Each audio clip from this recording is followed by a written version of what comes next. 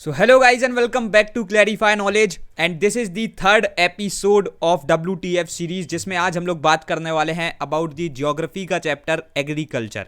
ठीक है, सो आज हम लोग कंप्लीट चैप्टर एग्रीकल्चर को एकदम सही तरीके से देख रहे होंगे।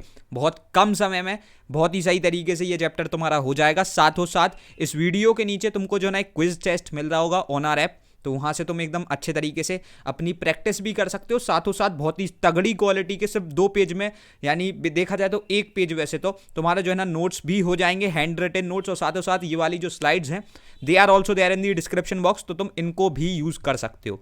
ठीक है, तो अब बेसिकली स्टार्ट करते हैं विद द चैप्टर एग्रीकल्चर। तो यार देखो, सबसे पहले तो एग्रीकल्चर की जब बात आती है तो तुम्हारे दिमाग में क्या आता है? सबसे पहले हमारे दिमाग में आते हैं हमारे इंडिया के विलेजेस। ठीक है, क्योंकि अपने जो एग्रीकल्चर होता है ना वो बेसिकली यार विलेजेस में ही देखा जाता है। ऐसे तो अपने अर्बन सेंटर पे आओगे, यानी लाइक अर्बन एरिया पे आते हो तो यहाँ पर अपन को ऐसा एग्रीकल्चर देखने को नहीं मिलता। इवन दो बहुत से लोग, ठीक है, जो थोड़े से सही यानी प्रिविलेज्ड लोग हैं, ठीक है, जिनके पास ऐसे फाइनेंशियल रिसोर्सेज काफ़ी हैं, जिनके पास लैंड एरिया अर्बन एरिया में ज़्यादा है, ठीक है, तो वो अपने घर में भी तुमने देखा होगा जो थोड़े से पैशनेट हैं इस चीज़ के लिए, वो करते रहते हैं ऐसे एग्रीकल्चर छोटा बहुत। आप कुछ भी प्लांट्स लगा सकते हो, कुछ भी कर सकते हो जिसके थ्रू आप बेसिकली एग्रीकल्चर कर रहे हो।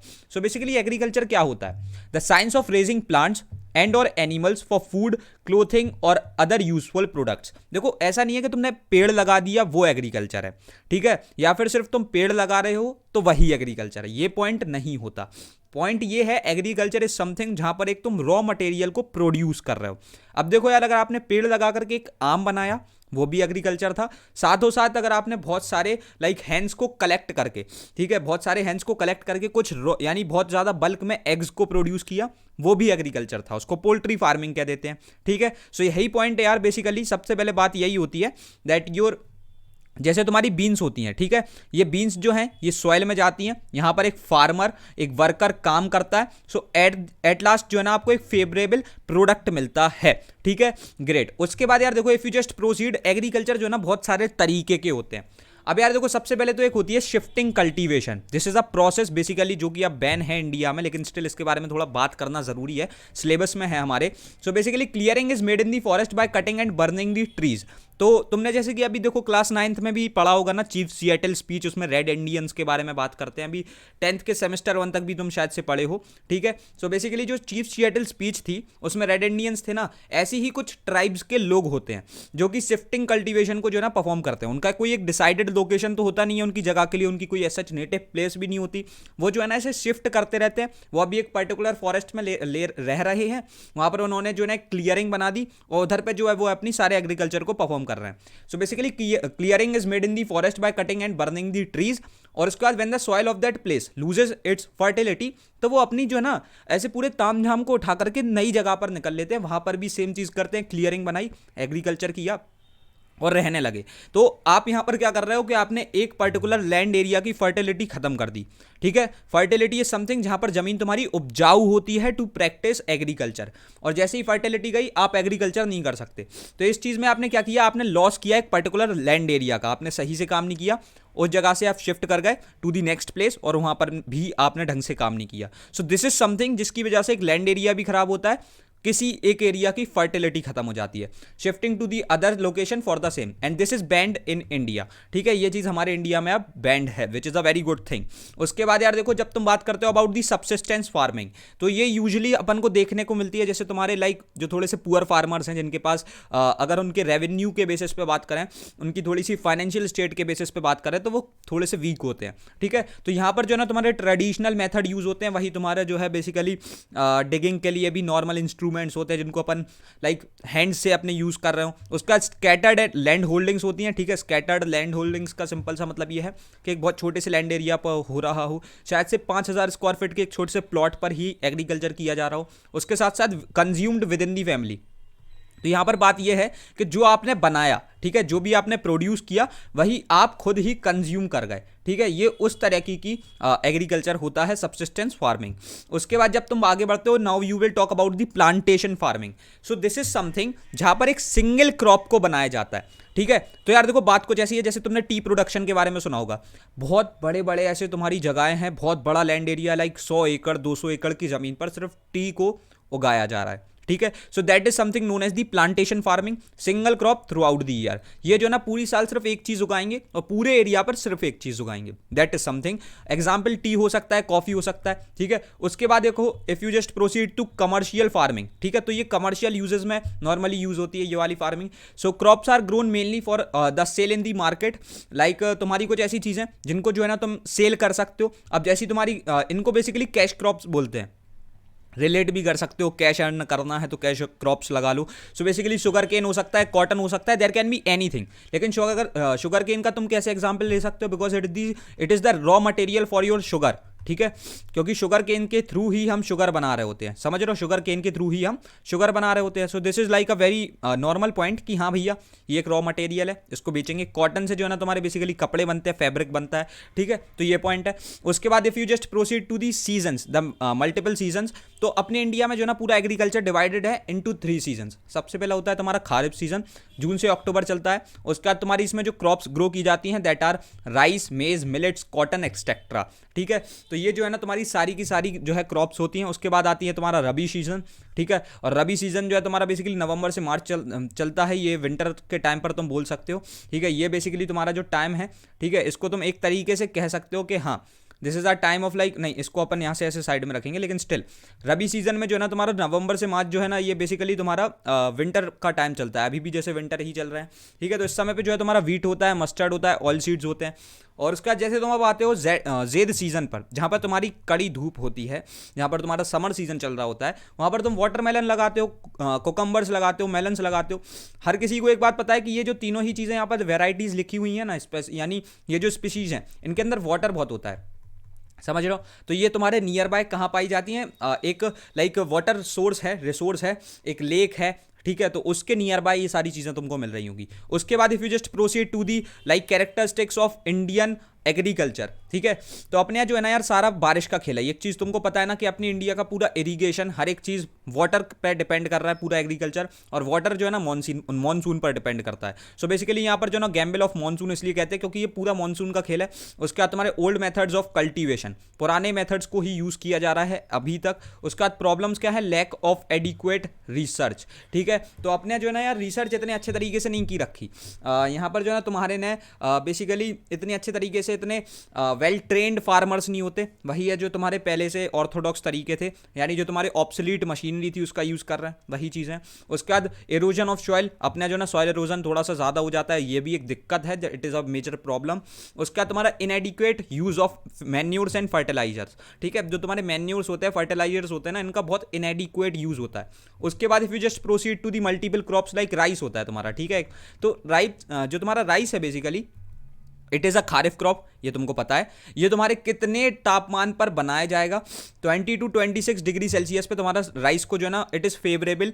और उसके बाद 150 से 300 सेंटीमीटर की इसमें बारिश चाहिए होती है, ठीक है। तो एक चीज़ तुम बता सकते हो कि अपन को जो है ना ऐसे फ्लडेड फील्ड्स चाहिए होती हैं जो कि इतनी बारिश पे ही तुमको देखने को मिलेंगी, ठीक है। तुमको क्या चाहिए, flooded fields. Alluvial soil is preferred क्योंकि इसमें तुमको वाटर काफ़ी सही चाहिए होता है। उसके बाद वेस्ट बंगाल एंड यूपी में जो है ये चीज़ तुमको देखने को मिलती है। वेस्ट बंगाल में तुमको राइस प्रोडक्शन बल्क में देखने को मिलेगा, यूपी में भी देखने को मिल जाएगा। और उसके साथ साथ it is grown by the broadcasting, dibbling and transplant method. ये जो तीनों ही मेथड हैं ये अभी तुमको दिखाए जाएंगे, डोंट वरी एट ऑल, ठीक है। उसके बाद देखो जो तुम्हारा नेक्स्ट क्रॉप है दैट इज व्हीट, गेहूं बोलते हैं अपन, ठीक है। तो इसको जो है ना रबी क्रॉप बोला जाता है क्योंकि it is basically grown in the winter season. तो इसमें जो है ना तापमान भी तुम देख सकते हो कि विंटर में जो है ना तापमान कम होता है। तो you can see that 10 to 15 degree Celsius का तापमान चाहिए। साथ ही साथ बारिश भी विंटर में कम होती है, तो 80 to 100 सेंटीमीटर की रेनफॉल चाहिए। सच कोई पानी की बहुत ज़्यादा ज़रूरत है नहीं। उसके साथ साथ एलुवियल सॉइल या फिर ब्लैक सॉइल इज प्रेफर्ड, ठीक है, इस चीज़ में। उसके साथ साथ यूपी और पंजाब, देखो पंजाब और यूपी तो तुमने सुन ही रखा है कि वीट का मेजर प्रोडक्शन या तो यूपी में होगा या पंजाब में होगा। और उसके साथ साथ it is grown by the dibbling या फिर ब्रॉडकास्टिंग मेथड, ठीक है। उसके बाद आती हैं तुम्हारी पल्सेस, दाल बोलते हैं अपन। तो ये जो है ना तुम्हारे यहाँ 20 to 30 डिग्री सेल्सियस के टेम्परेचर पर बेसिकली ग्रो की जाती हैं। 50 to 75 सेंटीमीटर की जो है तुम्हारी रेनफॉल चाहिए, एडिक्वेट है, बहुत कम, समझ रहे हो, बहुत कम है। उसके बाद ड्राई लाइट सॉइल चाहिए, ऐसा तुमको जो है बहुत ज़्यादा कोई खतरनाक वाली सॉइल नहीं चाहिए। यूपी, एमपी एंड महाराष्ट्र में ये जो है बेसिकली देखी जाती है। Main source of protein arhar, moong, urad and मसूर। नॉर्मली यार हमारे सबके घर में ये वाली जो है ना दाल देखने को मिल जाती है। उसके बाद अब देखो तुम्हारे ये जो डिफरेंट मेथड्स की बात करी, like broadcasting method, dibbling method, drilling method, तो इनको समझा भी देते हैं। तो सबसे पहले broadcasting method, seeds are scattered all over the field by hand after ploughing. ठीक है, तो basically the point is that कि जैसे तुम्हारा देखो तुमने प्लफिंग कर दी, ठीक है, there is a field like this, और तुमने इसमें जो ना प्रॉपर प्लफिंग कर दी, फिर तुमने जो है अपनी ऐसे मुट्ठी भर में जो ना एक ऐसे सीड्स को लिया, उसके बाद तुमने बस उनको फेंक दिया और वो जो है ना यहाँ पर ऐसे प्रॉपरली ब्रॉडकास्ट हो गई। ठीक है, तो बीच में खड़े होकर वही मतलब ब्रॉडकास्ट करना। उसके बाद डिबलिंग की बात करते हो तो basically sowing of seeds at regular intervals in ploughed field. ठीक है, तो इसको वही कहते हैं स्विंग कर रहे हो, यानी तुमने जो है लाइक एक डिग करने के लिए भी इंस्ट्रूमेंट होता है उसके थ्रू कर दिया। Then the next thing is drilling method, seeds are sown in furrows with the help of drill made of bamboo। ठीक है, so basically bamboo is like a specific tree, उसका ही कुछ वुड्स को यूज कर करके। So basically the point is that कि तुम्हारी जो सीड्स होती है ना वो फरोज बनाए जाते हैं। फरोज यार देखो कुछ ऐसा है, तुम्हारा एक ये प्रॉपर लैंड एरिया है, प्लेन है, इसमें कुछ फरो ऐसा होगा। ठीक है, यानी एक डीपनिंग है, समझ रहे हो, ग्रेट। उसमें जो है तुम्हारी सीड्स को डाला जाता है with the use of bamboos, जिससे तुम्हारी जो सीड है वो बहुत अच्छे तरीके से अंदर उतर जाए। ठीक है, उसका ट्रांसप्लांटिंग मेथड की बात करोगे तो seedlings are first grown in nurseries and after 4 to 5 weeks they are transplanted into plugged and flooded field। so basically the point is that कि जो तुम्हारे बेसिकली तुमने देखा होगा ना चावल को कैसे उगाते हैं अपन, चावल के तुमने देखा होगा इतने इतने से ऐसे छोटे छोटे से प्लांट्स रहते हैं। ठीक है, पहले से ग्रोन प्लांट्स है, उसको जो है ना अपन ऐसे अच्छे से थोड़ा सा डीपनिंग कर देते हैं, उसको अच्छे तरीके से डाल देते हैं, ऐसे सही तरीके से लगा देते हैं, फिक्स कर देते हैं, तो वो सीडलिंग्स होती हैं। ठीक है, सीड्स नहीं होती, वो सीडलिंग्स होती हैं। Seedlings are first grown in nurseries, वहाँ से तुम लेकर के आओगे एंड आफ्टर 4 to 5 weeks वो जो है ना तुम बेसिकली ऐसे तुमने उस समय वहाँ पर नर्सरी में रखा, उसका जो है ना तुम ऐसे ट्रांसप्लांट कर दोगे। ठीक है, और इसी का थोड़ा सा एक एफिशिएंट मेथड होता है जिसको जापानीज मेथड कहते हैं, improve version of transplantation method used in the rice cultivation, तुमने नॉर्मली इसी में देखा होगा। उसके बाद जो है तुम अब बात करोगे अबाउट सम कैश क्रॉप्स, तो सबसे पहले आती है तुम्हारी sugar cane, which is basically grown at the temperature of 21 to 27 degree Celsius. सही है, यानी यार देखो कोई ऑप्टिमम टेम्परेचर है, इसको अपन क्या कहते हैं ना, ओपीटी टेम्परेचर, यानी ऑप्टिमम टेम्परेचर। उसका जो ना तुमको रेनफॉल भी ज्यादा नहीं चाहिए, 100 से 150 सेंटीमीटर की बस। ये सारी चीजें तुमको ऐसा याद नहीं रखनी होंगी, लेकिन still back of the mind पता होना चाहिए कि किस में पानी की ज़्यादा नीड है, किस में कम नीड है। It is grown at the alluvial soil. ठीक है, एलुवियल सॉइल प्रेफर की जाती है यूपी और महाराष्ट्र, यानी ये तो तुमको नॉर्मली हर जगह देखने को मिल जाएगा। तुमने देखा होगा यार, देखो जैसे जो ना एक बेसिकली एक ऐसी पूजा होती है जहाँ पर शुगर केन को बेसिकली गन्ना बोला जाता है और गन्ने की पूजा होती है। ठीक है, और ये जो पूजा है ये पूरी इंडिया में मनाई जाती है, तो इंडिया में हर जगह आपको गन्ना बेसिकली देखने को मिल जाएगा। इसके कुछ बाय प्रोडक्ट्स होते हैं, लाइक एक होता है मोलैसे, एक होता है bagasse. Bagasse is basically used in like जो तुम्हारे कार्डबोर्ड्स बनाए जाते हैं। ठीक है, और मोलैसे जो होता है बेसिकली ये तुम्हारे वाइन मेकिंग में यूज होता है। So there are like multiple uses of sugar cane. उसके साथ साथ मेन प्रोडक्ट्स होते हैं गुड़, शुगर, तो ये तो तुमने देखा ही है, इसको तो अपन डायरेक्टली कंज्यूम करते हैं। ठीक है, so that is a very important resource. उसके साथ साथ आगे बढ़ते हो तो तुम बात करोगे अबाउट कॉटन। कॉटन जो यार तुमको पता ही है, it is a very important fabric. ठीक है, सो एट लास्ट कॉटन की तो तुम एक चीज कह ही सकते हो कि हाँ भैया 21 to 30 डिग्री सेल्सियस पे ग्रो करते हैं। ठीक है, और cotton is a very important thing. 50 to 75 centimetre की जो ना अपन को रेनफॉल चाहिए, और ब्लैक सॉइल। ठीक है, ब्लैक सॉइल इज प्रिफर्ड। ये भाई इसको जो ना ब्लैक सॉइल को वैसे भी कॉटन सॉइल ही बोला जाता है। ब्लैक सॉइल इतनी ज्यादा मैंडेटरी है तुम्हारे कॉटन के प्रोडक्शन में। साथ ही साथ गुजरात और महाराष्ट्र में इसको बहुत ज्यादा बल्क अमाउंट में प्रोड्यूस किया जाता है। ठीक है, और उसके साथ साथ seed after ginning are used to obtain the oil. Cotton oil बना जाता है, उसमें जो ना सीड्स को जैसी उनकी गिनिंग हो गई। ये गिनिंग क्या होता है इसके बारे में अभी जो है ना अपन आगे बात करने वाले हैं, लेकिन स्टिल इसके लिए जो है ना उसके बाद में अपन ऑयल बनाते हैं, which is a very good thing. उसके बाद आगे बढ़ोगे तो यार देखो टी का प्रोडक्शन कैसे होता है। इसमें तुमको 2020 यानी like 2022 basically 22 to 30 degree Celsius का जो है तुमको टेम्परेचर चाहिए। 150 to 250 सेंटीमीटर यानी 150 to 250 सेंटीमीटर की रेनफॉल चाहिए, which is like way too high. तुमको ज़्यादा रेनफॉल चाहिए, लाइक जितनी तुमको राइस में चाहिए थी उससे थोड़ा सा कम। लेटराइट सॉइल इज प्रेफर्ड, जिसमें लीचिंग होती है। ठीक है, तो यही वाली सॉइल के लिए प्रेफर की जाती है, जिसमें तुम्हारे alternate dry and wet periods होते हैं। उसके बाद जो है ना तुम्हारी असम और वेस्ट बंगाल। असम तो यार देखो it is like a basic point. Assam में जो है ना तुमको सबसे ज़्यादा टी प्रोडक्शन देखने को मिलता है। कोई से नॉर्मली पूछोगे भी, बच्चे को पता है बेटा टी कहाँ बनाई जाती है, तो कहाँ बनाई जाती है, असम में बनाई जाती है। ठीक है, and it is grown on the हिली स्लोप्स। तुम देखना कभी भी कि भाई जो है ना तुमको एक टी फार्म देखना है, तो वो जो है ना तुमको ऐसे माउंटेन एरिया पे ही देखने को मिलेगा। उसके बाद जो है बेसिकली मस्टर्ड का प्रोडक्शन होता है। So that is something very important. Mustard is not, समझ रहे हो ना, हाँ समझ गए होगे। 10 to 15 डिग्री सेल्सियस बेसिकली जो है ना उसमें टेम्परेचर चाहिए। पानी बहुत कम चाहिए होता है, बहुत ही कम, 25 to 50 डिग्री यानी 50 सेंटीमीटर की रेनफॉल। लेकिन still alluvial soil is mandatory. उसके साथ साथ राजस्थान, यूपी, एमपी कहीं पर भी ये चीज़ देखने को मिल जाएगी normally. It is used in the cooking, mustard oil को यूज़ करते हैं। एंड उसके साथ साथ it is grown with wheat and gram. इसको ऐसे सेपरेटली नहीं लगाते, ये वीट या ग्राम के साथ में ग्रो किया जाता है। तुमने देखा होगा नॉर्मली, अगर तुमने किसी भी एक ऐसे खेत को देख रखा हो, फार्म को देख रखा हो जिसमें वीट है, तो वहाँ पर तुमको मस्टर्ड साइमल्टेनियसली देखने को मिल ही जाएगा। उसके बाद देखो सोयाबीन की बात करते हैं। सो 20 to 25 डिग्री सेल्सियस की जो है ना इसमें ऑप्टिमम टेम्परेचर चाहिए। रेनफॉल काफ़ी कम, वही 50 centimetre. Black soil is like preferred.